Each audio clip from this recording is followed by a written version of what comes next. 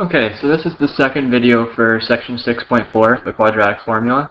In the first video, I showed you a proof of this, the quadratic formula. This is a generalized formula that will solve for our x-intercepts if the parabola is given to us in standard form. So if it's given to us in ax squared plus bx plus c, and if that is set equal to 0, we can solve for the x-intercepts by plugging in our values for a, b, and c into this equation. It'll tell us our x-intercepts. Okay, so in this video, I'm just going to show us how we use this formula now.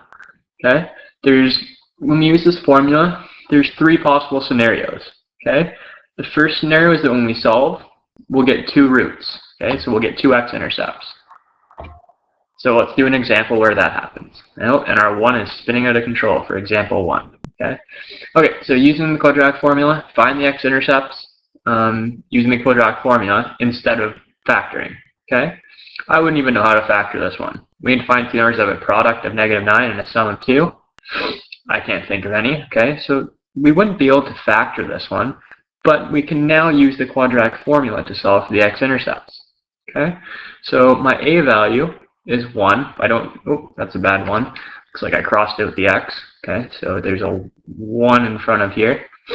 If you don't see a number in front of the x squared, there's an invisible 1. So my a value is 1, my b value is 2, and my c value is -9.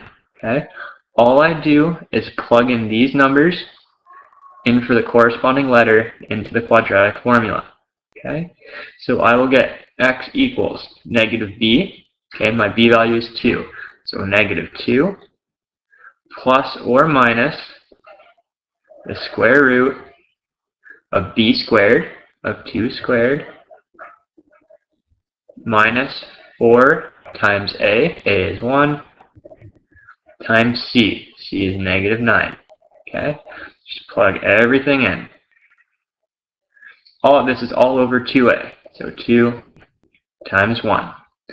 Now all we have to do is just a little bit of arithmetic. Okay, so what we're going to do first, so this is make sure you can tell that's a -2. I'm just going to rewrite that. X equals -2 plus or minus the square root.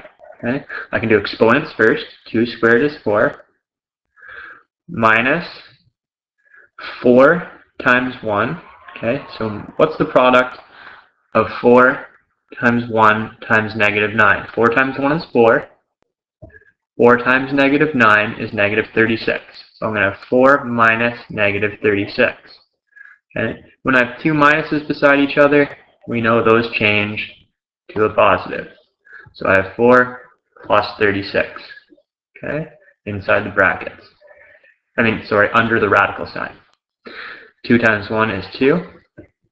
Okay, now I can simplify 4 plus 36. I know what that is. That's just 40. And this is all over 2. Okay, now what I have to do, I have to consider, I'll do this in a different color. Okay, I have to consider the positive and negative square root of 40. Okay, so I'm going to break this into two parts. Okay, so I'll just put a little division line through here. I'm going to consider the positive square root of 40. So if x equals -2 plus the square root of 40 over 2, that's one of my x-intercepts. And then my other one is if I consider the negative square root of 40. Okay, over 2. So if I left my answer like this, these are my exact roots, my exact x-intercepts. Okay, if I want my approximate x-intercepts in a decimal form, okay, so you can just make a note. These are, I'll do it in blue. This is the exact root. Okay, exact roots. These are your exact roots. Okay, but lots of the time, especially when we're doing application questions, okay, we're going to want our approximate roots. So let's go ahead and find our approximate roots by actually finding the value of -2 plus the square root of 40 divided by 2. Okay, we'll let our calculator do the work for that. So if we want the approximate roots, okay, so I'll do that underneath here. So x equals -2 plus root 40 over 2. If I plug that in on my calculator, so if I do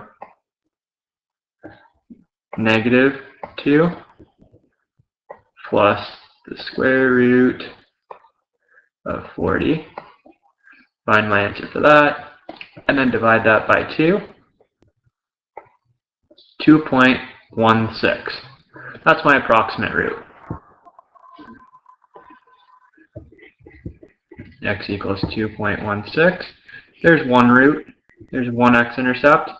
And then my other one, I have to do -2 minus root 40 to consider my other x-intercept. Okay, plug that in on my calculator. So -2 minus square root of 40 divided by 2.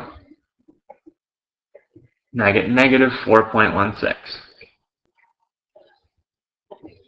-4.16. So there's my other root. So those are my two x-intercepts. I was able to find them using the quadratic formula. Those are my x-intercepts. Those are my approximate x-intercepts. If the question asks you just for the exact ones, the exact roots, you could leave them in this form. Okay? Now let's consider the second scenario, okay, where if we solve it and there's only one solution. Okay, let's first make a connection with vertex form and a parabola form root. Okay, if we remember vertex form, it's y equals a x minus h squared plus k. That's vertex form. So if you notice, I'm given this equation. This looks like vertex form, except there's no k value, so k is 0. We know our vertex is hk, which in this case is 3, 0. 3, 0. There is no k value, it's 0. Okay? So if the vertex is on the x-axis, so the vertex in this case is right, 1, 2. The vertex is on the x-axis, a value is positive, so it opens up. So it looks something like this. Okay? So you'll notice, how many roots does this parabola have? How many times does it go through the x-axis? Well, in fact, it actually never goes through. It just touches the x-axis at one point. So this just has one root. Okay? And what that root is the vertex. The root is at 3, 0. Okay? So the root is x equals 3. I'll use that line I made by accident. The root is x equals 3. Okay? So what I want you to take away from this, if a parabola only has one solution, that root, is the vertex. Okay? So, for example, if the solution is x equals 4, the vertex is on the x-axis at 4. Okay? So, let's put this plan into action here. So, use the quadratic formula to solve this. One thing you'll notice about this one is that it has not been set equal to 0. So we have to do that. Let's move the 9 to the other side. It becomes positive, and I have nothing left on the left side now. So this is now set equal to 0. So I have my a value, my b value, and my c value. My a is 4, my b is -12, and my c is 9. Plug those all into the quadratic formula. I get x equals -b, so -12. I'm not going to write it like that, though. -12 is a positive 12. Okay? So x equals -b, so -12 is just positive 12, plus or minus the square root of -12 squared, minus 4 times a times c. Okay? This is all over 2a, 2 times 4. If I go ahead and start simplifying, okay, if I do under the radical first, -12 squared is 144, minus 4 times 4 is 16. 16 times 9 is in fact 144. Okay? 2 times 4 is 8. So now, if I simplify under the radical, 12 plus or minus the square root of 0 over 8. 144 minus 144 is 0. Square root of 0 is just 0. So my x-intercept, I don't have a plus or a minus to consider, okay, because my square root is just 0. So my x-intercept is just, 12 over 8. So all that is just 1.5. Okay, so my x-intercept, okay, is just 3 over 2, okay, or I'm going to write that as 1.5. That's my x-intercept. That's my only solution for this quadratic. And what that means is that this is the vertex, okay? The vertex, what is the vertex? Because it only has one solution, it just touches the x-axis at 1.5.